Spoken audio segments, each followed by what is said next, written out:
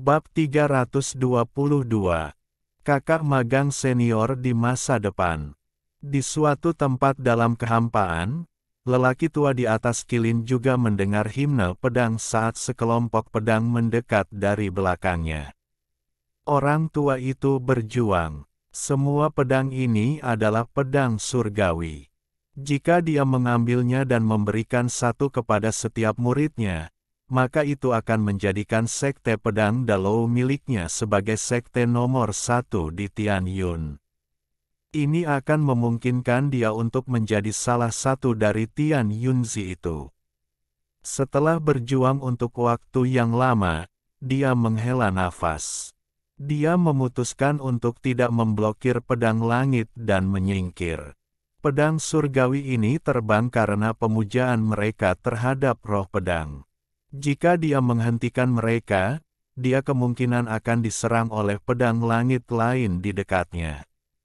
Meskipun dia cukup kuat untuk bertahan dari serangan dari semua pedang ini, dia akan terpaksa melarikan diri kembali ke planet Tianyun jika mereka semua memutuskan untuk menyerangnya.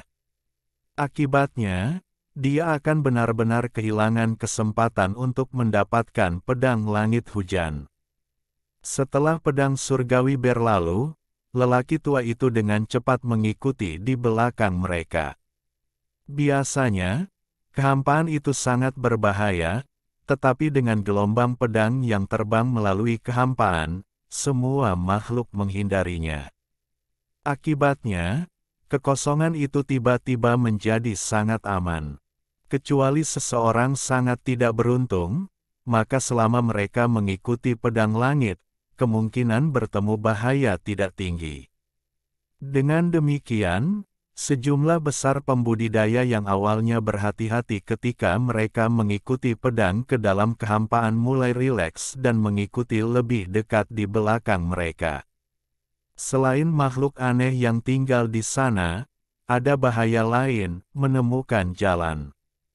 Namun, dengan pedang yang memimpin, tidak perlu karena seseorang hanya perlu mengikuti pedang. Namun, kecepatan pedang langit itu sangat cepat, jadi tidak semua orang bisa mengikutinya. Akibatnya, para pembudidaya dalam kehampaan tersebar berdasarkan kemampuan mereka. Beberapa pembudidaya cukup berpengetahuan. Ketika mereka pertama kali melihat pedang langit, mereka menjadi serakah dan berusaha mengambil satu atau dua. Tak satu pun dari mereka hidup untuk menceritakan kisah itu. Namun, meskipun orang telah meninggal, masih ada orang yang tidak percaya dan mencoba mengambil pedang itu dengan paksa. Saat ini ada 8 pembudidaya yang tersebar di kehampaan, masing-masing dari mereka mengaktifkan teknik mereka sendiri. Di kejauhan, mereka bisa melihat sekelompok pedang langit terbang ke arah mereka. Di antara para pembudidaya ini ada beberapa dengan beberapa teknik yang ampuh. Namun, ketika pedang langit tiba, ada 5 poni dan 5 di antaranya langsung terbunuh oleh pedang yang menusuk jantung mereka. Kultivator yang tersisa mampu menahan 3 pedang langit yang tertinggal. Dahi orang-orang itu dipenuhi keringat dingin saat 3 pedang langit yang terperangkap melepaskan energi pedang yang kuat dan berjuang seperti orang gila. Seorang lelaki tua, yang wajahnya pucat, berkata, "Bertahanlah. Menurut perhitunganku, selama kita bisa menahannya di sini cukup lama, itu akan menjadi milik kita." Yang lainnya diam-diam mengeluh di dalam hati mereka, tetapi mereka berdua mengungkapkan ekspresi bersemangat. Tepat pada saat ini, sekelompok pedang langit lainnya terbang lewat. Karena mereka tidak dekat dengan mereka, ketiga pembudidaya itu hanya melihat-lihat dan tidak lagi memperhatikan mereka. Namun, ketiga pedang langit itu mengeluarkan himne pedang yang kuat. Sekelompok pedang langit yang lewat tiba-tiba berhenti, berbalik, dan menuju ke arah mereka. Ekspresi mereka tiba-tiba berubah dan lelaki tua itu tiba-tiba berhenti mencoba menahan pedangnya lagi dan lari. Pembatasan yang sudah tidak stabil tiba-tiba runtuh. Saat pedang lewat, daging dan darah beterbangan kemana-mana. Tak lama setelah pedang pergi, para pembudid, ayah yang tersisa, bahkan lelaki tua yang mencoba melarikan diri lebih awal, semuanya mati. Sebuah cahaya redup melintas. Dua tas pegangan yang tidak hancur oleh pedang menghilang. Di kejauhan, cahaya redup berubah menjadi kompas bintang dengan Chi-Hu memegang dua tas pegangan. Dia meletakkannya di samping dan berkata, "Kakak Cheng, ini tas kita yang ke-37. Panen kami sepanjang jalan cukup bagus." Petik 2. Wang Lin tersenyum. Sepanjang jalan, mereka berdua melihat banyak orang mencoba menghentikan pedang, tetapi tidak ada yang berhasil. Beberapa tas dihancurkan oleh pedang, tetapi yang tetap utuh mendarat di tangan mereka. Kecepatan kompas bintang mereka sangat cepat dan mereka tidak memiliki masalah untuk mengikuti pedang langit. Setelah Wang Lin menyadari kelainan itu, dia tidak mau melepaskannya. Dengan menggunakan kecepatan mereka, mereka dapat tetap berada di depan dan mengais beberapa harta di sepanjang jalan, yang membuat Chi-Hu sangat bersemangat. Wang Lin mengendalikan kompas sementara Chi-Hu mengambil tas berisi barang bawaan. Dapat dikatakan bahwa kerja tim mereka sangat cair. Selain itu, beberapa pembudidaya mengenali kompas bintang di bawah mereka dan berusaha mencurinya dari mereka. Setiap orang yang mencoba mencuri kompas bintang mereka mati di tangan Wang Lin dan Chi-Hu. Mereka kembali menjadi cahaya redup saat mereka dengan cepat mengejar kelompok pedang langit di depan mereka dan mengikuti mereka dari kejauhan. Tepat pada saat ini, ada seorang pria parubaya berwajah suram berdiri di atas sebuah cakram sambil mengejar pedang langit. Dia mengikuti sedekat mungkin, tidak ingin melupakan mereka. Tiba-tiba, dia melihat Wang Lin dan Chi-Hu di kejauhan dan melihat kompas bintang di bawah mereka. Matanya langsung menyala. Setelah dia melangkah, cakram itu menghilang saat dia melompat ke arah Wang Lin dan Chi-Hu. "Rekan pembudidaya, apakah Anda punya ruang untuk saya?" Meskipun dia berbicara dengan sopan, langkahnya sangat agresif. Mata Chi-Hu berbinar dan dia berbisik, "Formasi jiwa tahap akhir." Wang Lin tetap tenang dan berkata, "Kakak Chi-Hu bisa memutuskan apakah kita harus lari atau bertarung." Wang Lin tidak menggunakan kecepatan penuh kompas. Jika dia pergi dengan kecepatan penuh, dia bisa dengan mudah melepaskan pembudidaya formasi jiwa tahap akhir. Chi-Hu tertawa terbahak-bahak, berdiri, membunyikan buku-buku jarinya, dan berkata, "Kakak Cheng berani melawan kupu-kupu merah, yang berada di tahap awal pembentukan jiwa. Saya, Chi-Hu, pada tahap pertengahan formasi jiwa, juga ingin melawan kultivator formasi jiwa tahap akhir. Setelah aku selesai bertarung, kita bisa lari." Dia melangkah keluar dari kompas dan berteriak, "Jika kamu ingin mengendarai kompas, biarkan aku melihat kekuatanmu." Wajah pria parubaya itu masih muram saat dia mengungkapkan sedikit rasa jijik. Tidak hanya dia tidak berhenti tetapi dia bergerak lebih cepat dan berkata, "Jadi itu adalah seseorang dari klan iblis raksasa." "Enyahlah." Dengan itu, dia dengan santai menunjuk dengan jarinya. Gas abu-abu berubah menjadi pedang yang mengarah ke Chi-Hu. Saat gas abu-abu muncul, niat membunuh memenuhi udara. Membunuh domain. Dengan satu pandangan, Wang Lin dapat mengenali domain apa yang digunakan pria itu. Wang Lin belum pernah melihat niat membunuh sekuat tubuh aslinya. Membunuh domain. Cihu meraung saat dia mengepalkan tangan dan memukul dadanya. Tiba-tiba gelombang kebanggaan mulai memancar dari Cihu saat tubuhnya mulai berderak.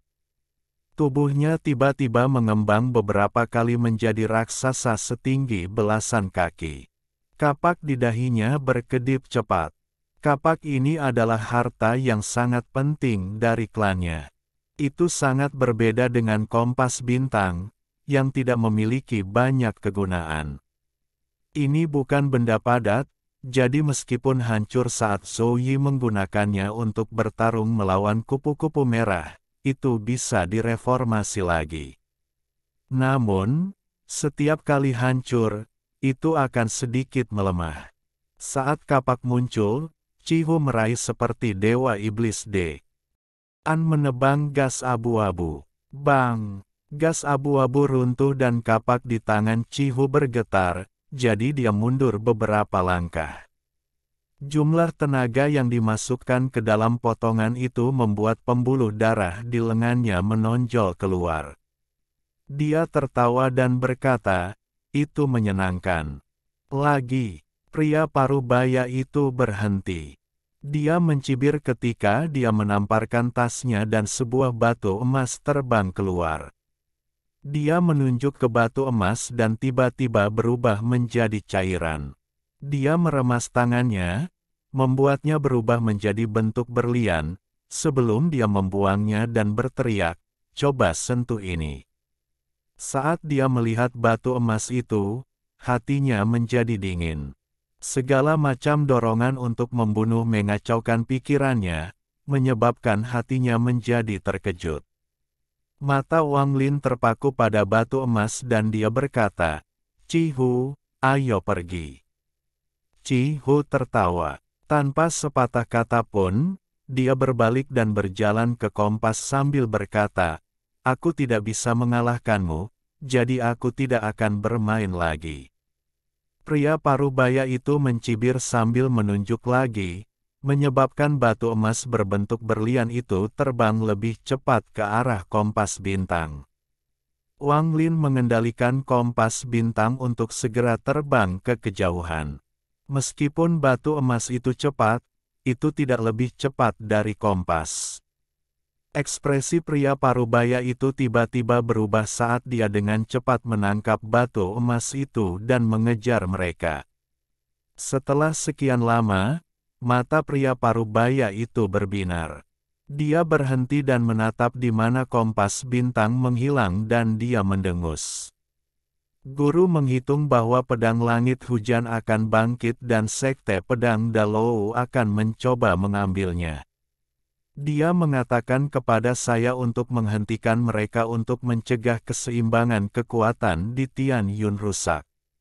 Sayang sekali, saya sangat ingin bermain dengan dua junior itu. Meskipun sekte pedang Dalou adalah peringkat yang sama dengan sekte Tian Yun saya, selama master bergerak, tidak perlu khawatir tentang mereka. Orang ini dengan dingin melihat ke kejauhan dan kemudian pergi. Junior yang duduk di tengah kompas sepertinya mengenali logam itu. Sepertinya dia agak berpengetahuan. Cihu duduk dalam posisi lotus di kompas dan bertanya, "Kakak Cheng, apakah batu emas berbentuk intan itu? Mengapa Anda tidak ingin saya bertarung?" Meskipun orang itu berada di tahap akhir pembentukan jiwa, klan iblis raksasa saya istimewa. Meskipun aku tidak bisa mengalahkannya, aku juga tidak takut. Saat Wang Lin mengendalikan kompas bintang, dia berkata, "Ketika satu orang membunuh terlalu banyak, itu akan mengubah aura pembunuh menjadi niat membunuh. Kemudian, ketika Anda membunuh lebih banyak lagi, itu akan mengembun menjadi cairan. Dan kemudian, ketika semakin tebal, itu akan berubah menjadi kristal. Itu adalah kristal darah niat membunuh. Kecuali jika Anda juga mengolah domain pembunuhan, itu akan merusak jiwa asal Anda saat Anda menyentuhnya." Cihu mulai merenung. Dia mengingat emosinya sendiri ketika dia melihat batu itu muncul dan mengangguk. Wang Lin diam-diam berpikir, kultivasi pria paruh baya itu sedikit lebih kuat daripada Red Butterfly, terutama wilayah pembunuhannya. Bahkan kupu-kupu merah harus berusaha keras untuk memblokirnya. Saya hanya tidak tahu apakah tubuh asli saya dapat menerima serangan darinya. Saya bertanya-tanya berapa banyak lagi energi spiritual yang dibutuhkan tubuh asli saya untuk menjalani transformasi ketiga. Setelah saya kembali ke Suzaku, saya bertanya-tanya apakah kultivasi tubuh asli akan meningkat dengan giok surgawi ini. Kompas bintang sangat cepat. Itu berputar-putar dan mengikuti pedang langit lagi. Di kejauhan, sebuah fragmen alam surga terlihat. Mereka melihat energi pedang yang tak ada habisnya menyinari pecahan itu. Cahaya ini membuat semua orang merasa seperti ditikam bahkan sebelum mereka mendekat. Pedang surgawi yang tak terhitung jumlahnya tiba. Disinilah roh pedang langit hujan berada. Bab 323. Pedang Saint Ling Tianhou. Pedang langit melaju dalam sinar cahaya. Wang Lin dengan cermat mengikuti pedang melalui kehampaan dan dalam sekejap mata memasuki pecahan langit. Itu dia. Hal pertama yang dilihat Wang Lin adalah seorang wanita berjubah putih dengan rambut panjang tergerai di udara. Di depannya ada dua naga emas. Cihu juga memperhatikan wanita berjubah putih itu. Dia terkejut dan diam-diam merenung. Setelah tiba di sini, Wang Lin menyimpan kompasnya. Dia mengungkapkan ekspresi kaget saat dia mulai diam-diam merenung juga. Kedua naga emas itu meraung seperti orang gila dan semua pedang langit yang datang dari seluruh alam surga menyerbu ke arah mereka. Perlahan-lahan, ketika semakin banyak pedang surgawi tiba, mereka saling terkait dan membentuk naga emas lainnya. Tiga naga emas mengelilingi wanita berjubah putih itu. Tatapan dinginnya sesekali akan menyapu daerah sekitarnya. Masih ada gelombang pedang langit yang terbang ke sini. Tidak butuh banyak waktu. Saat gelombang pedang langit tiba, lebih dari 100 lainnya telah berkumpul di fragmen ini. Ini adalah yang cepat yang berhasil mengikuti pedang langit. Saat pedang surgawi tiba tanpa henti, begitu pula semakin banyak pembudidaya. Hampir semuanya mengungkapkan sedikit keserakahan saat mereka menatap naga emas di sekitar wanita berjubah putih. Siapapun yang bisa memasuki alam surga adalah elit dari planet budidaya masing-masing. Sementara mereka semua serakah, mereka semua berhasil mengendalikan diri. Mereka menunggu untuk melihat siapa yang akan menjadi yang pertama untuk bertindak. Ting Er, tolong hentikan. Sudah ada 3 pedang langit hujan. Itu sudah cukup, suara lembut di dahi salah satu naga emas berkata. Wanita berjubah putih dengan tenang berkata, itu tidak cukup. Tunggu sebentar dan pedang langit hujan keempat akan terbentuk. Saat dia selesai berbicara, pedang langit mulai berbentuk naga keempat. Semakin banyak pedang surgawi tiba, kecepatan pembentukannya meningkat. Tepat pada saat ini, raungan kuat tiba-tiba datang dari timur. Raungan ini dipenuhi dengan provokasi. Ketiga naga emas mengalihkan pandangan mereka ke arah timur. Sebuah bola api raksasa terbang dari arah itu. Gelombang panas sudah tiba sebelum bola api mendekat. Beberapa ekspresi kultivator terdekat sangat berubah. Mereka dengan cepat mundur dan membuat jalan untuk itu. Saat mereka menyingkir, bola api menyerbu melalui kehampaan dan meledak di langit di atas pecahan itu. Bola api tersebar menjadi meteor-meteor kecil yang tak terhitung jumlahnya yang ditembakkan ke segala arah. Di tengah bola api itu ada Qilin yang dikelilingi oleh api hijau. Itu mengeluarkan dua aliran uap putih dari hidungnya saat menatap ketiga naga emas. Ini adalah Qilin surgawi. Binatang penjaga sekte pedang Dalou. Binatang ini milik Santo Pedang Ling Tianhou. Tuan tua itu ada di sini. Harta macam apa yang bisa membuat senior Lin Tianhou datang secara pribadi? Beberapa pembudidaya yang lebih berpengetahuan terkejut. Mereka mulai menebak mengapa Lin Tianhou ada di sini. Beberapa pembudidaya dengan keinginan yang lebih lemah mundur dan berseru dengan keras. Wang Lin dengan tenang melihat ke arah Qilin surgawi yang besar. Di kepalanya yang sangat besar duduk satu orang. Orang ini mengenakan jubah hijau dan rambut putihnya bergerak tanpa angin. Meski terlihat kurus, aura yang dipancarkannya sangat menindas. Ini terutama berlaku untuk 4 pedang ilusi di belakang punggungnya. Setiap kali mereka berkedip, Wang Lin akan merasakan pukulan di dadanya. Bang! Bang! Setelah 2 poni, wajah Wang Lin menjadi pucat dan aliran darah keluar dari sudut mulutnya, menyebabkan dia menarik pandangannya.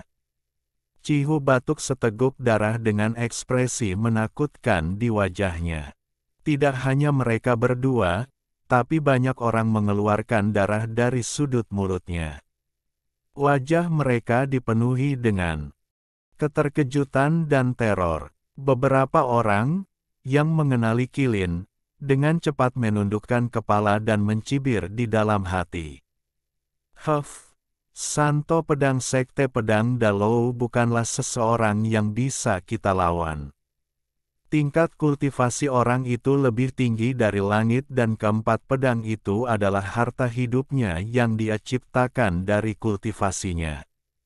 Mereka tidak pernah hilang dan bisa diubah menjadi ribuan pedang. Jika tingkat kultivasi Anda tidak cukup tinggi, maka hanya dengan melihatnya saja akan melukai Anda. Jika Anda mencoba memaksakan diri untuk melihatnya, Anda bahkan bisa mati. Wang Lin menarik napas dalam-dalam saat dia menamparkan tasnya dan mengeluarkan bendera larangan. Bendera berubah menjadi kabut hitam dan dengan cepat mengelilinginya. Dia makan beberapa pil dan mulai berkultivasi, yang memungkinkan sepotong merah kembali ke wajahnya. Setelah itu Qilin muncul, ia mendengus 2 aliran udara panas sebelum menyerbu ke depan.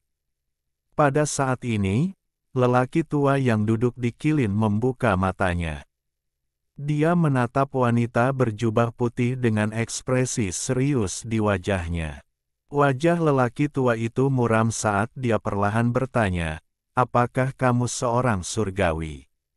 Saat kata-kata itu keluar, semua pembudidaya di sekitarnya panik, tetapi kemudian mereka semua dengan cepat terdiam ketika mereka melihat ke arah wanita berjubah putih itu. Wanita berjubah putih itu dengan tenang menatap pria tua itu dan berkata, "Mundur." Mata lelaki tua itu berbinar. Dia dipenuhi dengan kemarahan. Sebagai orang nomor 1 atau 2 di planet Tianyun, sudah lama sejak seseorang berani berbicara dengannya seperti ini. Haha, alam surga sudah rusak. Jika Anda benar-benar seorang celestial yang masih hidup, maka orang tua ini ingin mencoba membunuh seorang celestial. Saat lelaki tua itu mengucapkan kata-kata itu, Qilin di bawahnya meraung. Wanita berjubah putih itu tetap tenang.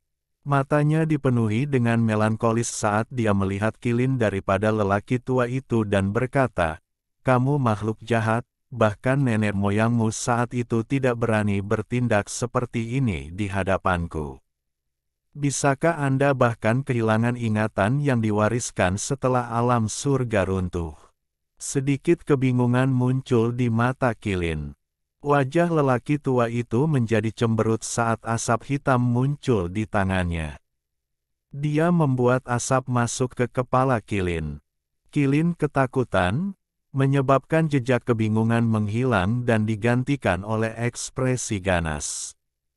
Wanita berjubah putih itu menggelengkan kepalanya dan berkata, "Jadi itu adalah binatang palsu yang tidak pernah menerima warisan." Dengan itu, dia mengangkat tangannya dan menunjuk Kilin. Kilin segera mundur. Ekspresi ganas di wajahnya menghilang dan mengungkapkan sedikit ketakutan. Kilin mengguncang lelaki tua itu dari kepalanya saat ia merendahkan diri di tanah. Seluruh tubuhnya gemetar. Pria tua itu melayang di udara, wajahnya sangat gelisah. "Kamu ingat, lupakan saja, alam surga tidak ada di sini, jadi tidak ada gunanya aku menghukummu." Wanita berjubah putih itu menghela nafas. Dia tidak melepaskan tangannya tetapi menunjuk pria tua itu. Dengan satu titik, langit dan bumi berguncang. Wajah lelaki tua itu langsung menjadi pucat saat dia dengan cepat mundur. Pada saat yang sama, dia menunjuk beberapa kali, menyebabkan 4 pedang ilusi di belakangnya maju dan menghalangi dia. Bang! Bang! Setelah 2 pukulan, 2 pedang langsung hancur. Ekspresi lelaki tua itu sangat berubah saat dia berbalik dan menghilang. Ketika dia muncul lagi, dia sudah berada jauh di dalam kehampaan. Naga keempat di sebelah wanita berjubah putih menjadi semakin kokoh. Itu hampir selesai. Dia bukan bidadari biasa. Cara dia merujuk pada dirinya sendiri, mungkinkah dia menjadi raja surga? Pria tua itu ketakutan. Hanya dengan 2 poin, dia mampu menghancurkan 2 pedangnya. Bahkan Tian Yunzi pun tidak bisa melakukan ini. Bagaimana mungkin dia tidak terkejut? Lupakan saja, paling-paling aku tidak akan mendapatkan pedang langit hari ini. Ada yang tidak beres. Pria tua itu tiba-tiba berhenti ketika dia mulai merenungkan dan melihat pecahan itu. Jika dia benar-benar raja surga dan aku menyinggung perasaannya, maka menurut hukum surga, itu adalah kejahatan yang akan menghancurkan jiwa asalku. Namun, dia tidak membunuhku, aku mengerti sekarang. Bukannya dia tidak ingin membunuhku, dia ingin membuatku takut. Pria tua itu berbalik tanpa ragu-ragu dan menyerbu ke arah fragmen itu lagi. Kali ini, 2 pedang yang tersisa muncul di depannya. Mereka berubah dari 2 menjadi 4 dan 4 menjadi 8. Dalam sekejap mata, ada lebih dari 100 pedang di depannya saat dia berlari ke depan. Dalam sekejap, dia kembali ke pecahan itu. Pada pecahan itu, semua pembudidaya melarikan diri dengan panik setelah melihat santo pedang dikalahkan oleh wanita berjubah putih hanya dengan 1 ujung jarinya. Semua orang tahu bahwa mereka tidak bisa mendapatkan pedang langit, jadi mereka diam-diam mundur, siap untuk meninggalkan tempat yang menyusahkan ini. Tetapi pada saat ini, lelaki tua itu kembali. Wanita berjubah putih itu tetap tenang. Dia berbalik dan melihat masa ungu di dahi naga. Dia menghela nafas saat dia melangkah maju dan menghadap pria tua itu. "Raja Surgawi, saya ingin melihat seberapa kuat seorang surgawi." Pria tua itu berteriak, saat dia menyerbu ke arahnya. Wanita berjubah putih itu melambaikan tangannya. Serangkaian ledakan keras terdengar seperti langit terbelah. Lebih dari 100 pedang itu sepertinya telah menabrak dinding logam yang tidak bisa dipecahkan dan semuanya hancur. Ekspresi pria tua itu sangat berubah saat dia dengan cepat mundur. Tangannya terus membuat segel saat dicadangkan.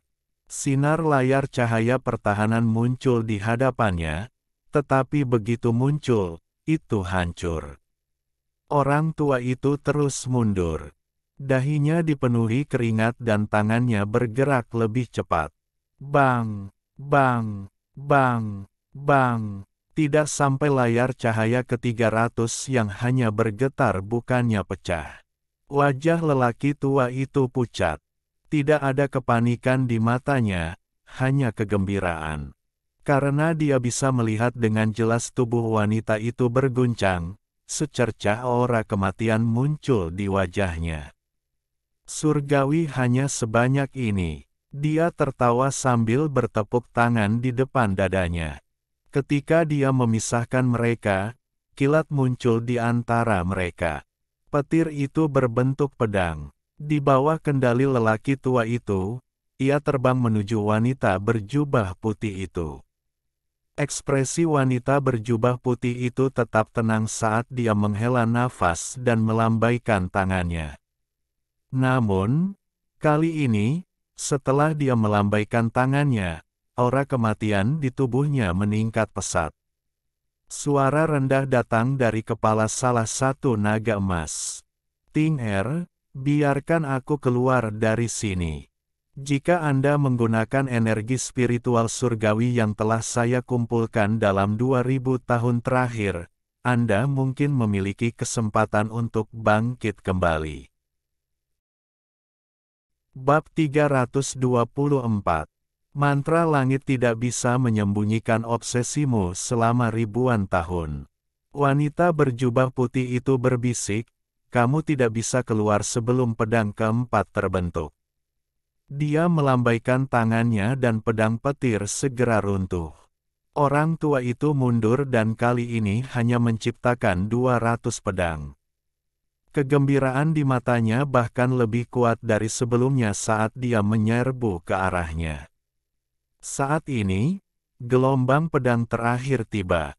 Raungan menggelegar keluar dari kumpulan pedang dan naga keempat mulai terbentuk. Mata wanita berjubah putih itu tenang saat dia menggerakkan tangannya. 4 naga emas melilitnya. Dia menunjuk satu dengan jarinya dan itu segera roboh, memperlihatkan pedang langit sederhana. Titik ini dengan jarinya menyebabkan aura kematian menyebar ke wajahnya. 2000 tahun energi langit hampir semuanya telah habis. Jika bukan karena fakta bahwa dia membutuhkan energi surgawi dalam jumlah besar untuk mentransfer jiwa Zoe, dia bisa membunuh lelaki tua itu dengan satu jari. Pedang surgawi hujan kedua, roh pedang, muncul. Pedang surgawi melepaskan cahaya keemasan, lalu bola emas keluar dari pedang. Aura kematian pada wanita itu semakin menyebar. Dia dengan cepat meraih bola emas itu dan melemparkannya ke arah naga yang memiliki gumpalan ungu di dahinya.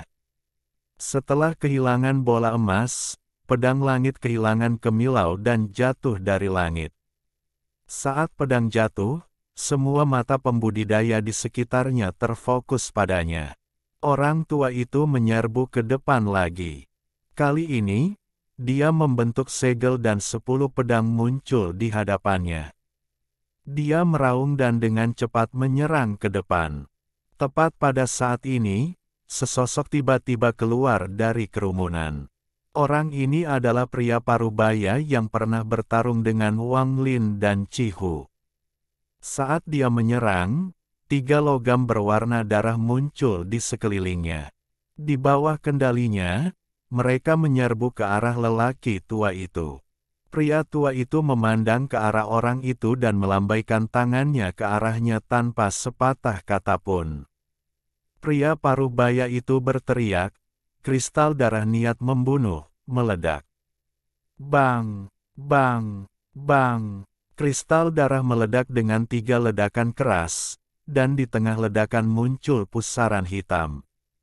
Sebuah tangan raksasa menjulur keluar dari pusaran dan meraih ke arah lelaki tua itu. Wajah lelaki tua itu berubah ketika dia melihat tangan itu. Dia berteriak, Tian Yunzi, jika kamu mencegahku mengambil pedang langit, kedua sekte kita akan mengalami pertumpahan darah selama 1000 tahun saat aku kembali.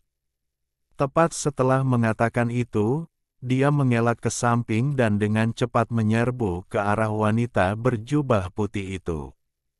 Tangan itu dengan cepat mengejarnya. Suara yang sangat kuno datang dari pusaran. Ling Tianhou, pedang surgawi milik mereka yang ditakdirkan untuk memilikinya. Jika Anda dapat memilikinya, maka Anda ditakdirkan. Tian Yunzi. Tubuh Wang Lin bergetar. Dia menatap pusaran dengan cahaya misterius di matanya dan diam-diam merenung. Wajah lelaki tua itu suram. Dia bergerak secepat kilat dan dalam sekejap mata muncul di hadapan wanita berjubah putih itu. Dia dengan cepat menjangkau ke arah pedang langit sederhana yang terbentuk. Namun, tepat ketika dia hendak memegang pedang, orang lain menyerbu keluar dari kerumunan bahkan lebih cepat dari yang terakhir. Sosok ini meraih pedang surgawi sebelum lelaki tua itu bisa dan dengan cepat melarikan diri. Haha, Ling Tianhou, aku, Tian Mosi, tidak serakah. Dari 4 pedang langit, aku hanya akan mengambil 1 selamat tinggal. Orang ini adalah sarjana paruh baya itu. Dia tiba sebelum lelaki tua itu dan bersembunyi di dalam kerumunan. Saat dia bertindak, dia mampu mencuri pedang surgawi dalam 1 gerakan. Tian Mosi, Anda berani mencuri dari saya. Tunggu saja, planetmu, Tian Mo, akan musnah oleh sekte pedang Dalouku. Haha, Ling Tian, akan sulit menghindari pertengkaran di antara kita berdua. Saya bersedia menemani Anda kapan saja. Sarjana parubaya itu menertawakan ancaman lelaki tua itu. Dia bergerak lebih cepat ketika dia mencapai kehampaan. Tiba-tiba, pusaran hitam muncul dan dia masuk. Pusaran ini mengarah ke planetnya. Kecepatan seperti itu. Dia bahkan lebih cepat dari kompas bintangku. Wang Lin menarik napas dalam-dalam. Yang bisa dia lihat hanyalah bayangan. Wanita berjubah putih itu bahkan tidak berkedip. Dia menunjuk naga emas lain. Naga itu mengaum dan berubah menjadi pedang melengkung. Mata lelaki tua itu berbinar dan dia meraih pedangnya, tetapi tangan Tian Yunzi bahkan lebih dekat. Mata wanita berjubah putih itu menjadi dingin saat dia menunjuk pria tua itu. Pria tua itu berteriak dan pakaian di dadanya robek saat sidik jari hitam muncul di dadanya. Pria tua itu batuk darah, tetapi tangannya tidak melambat saat meraih pedang langit. Aura kematian telah mencapai puncaknya. Matanya dipenuhi dengan kesedihan saat dia berbisik, "Jika kamu menginginkan pedang ini, kamu dapat memilikinya, tetapi roh pedang adalah milikku." Saat lelaki tua itu meraih pedangnya, sebuah bola emas muncul dan terbang ke arah wanita itu. Dia melemparkannya ke arah dahi naga emas. "Pedang ini milikku." Pria tua itu tertawa sambil menahan rasa sakit di dadanya. Dia memegang pedang dan dengan cepat mundur. Tangan di belakangnya tiba-tiba berhenti dan mengelak ke samping, itu tidak lagi mengejarnya. Sebaliknya, itu mencengkeram pria parubaya yang bertarung dengan Wang Lin dan Chi Hu dan menariknya kembali ke pusaran.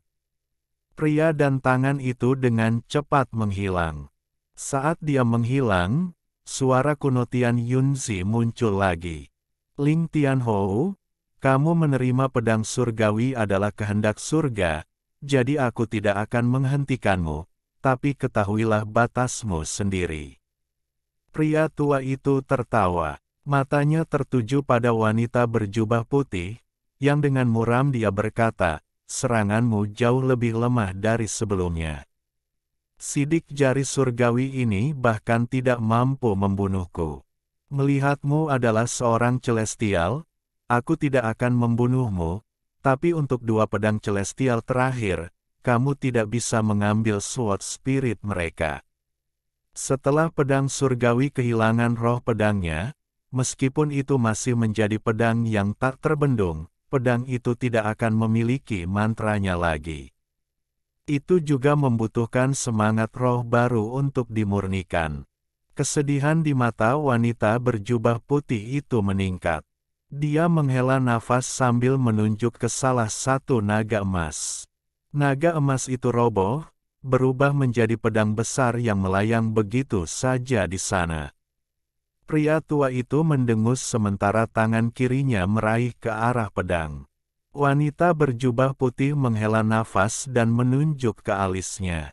Energi spiritual surgawi terakhir di tubuhnya digunakan untuk membuat perisai di sekitar sini untuk mengusir lelaki tua itu. Pria tua itu mengeluarkan raungan marah dan dengan kejam mengayunkan pedang surgawi di tangannya ke perisai. Perisai itu bergetar tetapi tidak pecah. Bagaimana orang tua itu rela membiarkan ini terjadi? Dia dengan liar mengayunkan pedang langit dan bahkan menggunakan mantra pada perisai. Setelah menggunakan energi spiritual surgawi terakhir, wanita berjubah putih itu mulai perlahan menutup matanya sementara aura kematian mengelilinginya. Zoe, aku bukanlah jiwa sejati dari Raja Surga. Raja Surga tidak memiliki emosi apapun. Saya adalah jiwa yang hancur yang entah bagaimana terbentuk. Saya melihat Anda melindungi saya selama 2000 tahun, dan ketika Anda menyalakan jiwa asal Anda, saya tahu saya terbentuk dari obsesi Anda. Terima kasih. Jika ada kehidupan lain, saya harap saya bukan jiwa yang hancur dan itu kamu akan tetap berada di sisiku. Teriakan sedih datang dari masa ungu di dahi naga emas terakhir. Ting er, tubuh wanita berjubah putih itu mulai berjatuhan. Dia berjuang untuk menunjuk pedang terakhir. Bola emas melayang keluar dari pedang dan menyatu dengan naga emas terakhir. Setelah menyelesaikan semua ini, dia tersenyum bahagia untuk pertama kalinya. Itu sangat indah. Terima kasih surga, terima kasih bumi, terima kasih takdir karena membiarkan kami bertemu. Mantra surgawi tidak dapat menyembunyikan obsesi Anda selama ribuan tahun. Perlindungan ribuan tahun memungkinkan keajaiban ini terjadi. Obsesi Anda mengguncang langit, emosi Anda mengguncang bumi. Bagi saya, Anda menyerahkan hidup Anda, untuk Anda, saya juga rela menyerahkan hidup saya. Anda dan saya akan bertemu di kehidupan kita selanjutnya. Saat kita bertemu lagi, jangan lupa, hidup ini. Tidak, raungan sengsara datang dari masa ungu pada naga emas terakhir. Sinar energi pedang ungu keluar dari naga dan mengambil bentuk Zoe. 4 bola emas bergabung bersama di dahi Zoe. Ketika mereka benar-benar bergabung, sebuah pedang ilusi muncul di dahinya dan seluruh tubuhnya memancarkan cahaya keemasan. Namun, cahaya keemasan ini tidak memancarkan perasaan lembut melainkan rasa sedih yang mendalam. Saat Zoe menyerang, naga emas itu roboh, memperlihatkan pedang pendek yang akan digunakan oleh wanita. Itu melayang di samping pedang besar. Pedang besar dan pedang kecil ini seperti pasangan. Wanita berjubah putih menutup matanya dan tubuhnya jatuh. Dengan kematiannya, perisai itu menghilang. Mengapa? Kenapa kau harus seperti ini? Jika saya harus mati, maka saya akan mati. Mengapa Anda harus melakukan semua ini untuk saya? Anda mati, saya hidup, Anda hidup, saya mati. Mungkinkah nasib kita selalu seperti ini? Tidak, Zoe ingin memeluknya, tetapi ketika dia menyentuhnya, tubuhnya transparan dan menembusnya. Kesedihan di matanya bisa menggerakkan langit. Itu bisa menggerakkan bumi. Mayat perempuan melewati tubuhnya dan jatuh. Dengan hilangnya perisai, kedua pedang langit itu sepertinya mengikuti semacam ketertarikan dan jatuh bersama mayat perempuan itu. Melihat mayat perempuan itu jatuh, kesedihan di matanya menjadi semakin kuat. Ting Er, aku bukan Ting Er. Namun, nama Ting Er, aku sangat menyukainya. Aku hanya jiwa yang hancur yang lahir dari obsesimu. Pria tua itu mengeluarkan raungan marah saat dia menyerbu ke arah dua pedang surgawi di sebelah mayat wanita itu. Pada saat yang sama, tatapannya melewati Zhou Yi dengan rasa takut di matanya. Wang Lin melihat semua ini dari kejauhan. Sedikit kesedihan muncul di hatinya. Alhamdulillahi jazakumullahu khairo. Oke, cukup sekian novel kali ini. Mungkin ada kata-kata yang kurang pas, saya minta maaf yang sebesar-besarnya. Semoga yang sudah baca Allah paring kesehatan, rezeki yang barokah, dan umur yang panjang. Amin. Untuk membantu admin jangan lupa klik tombol subscribe ya.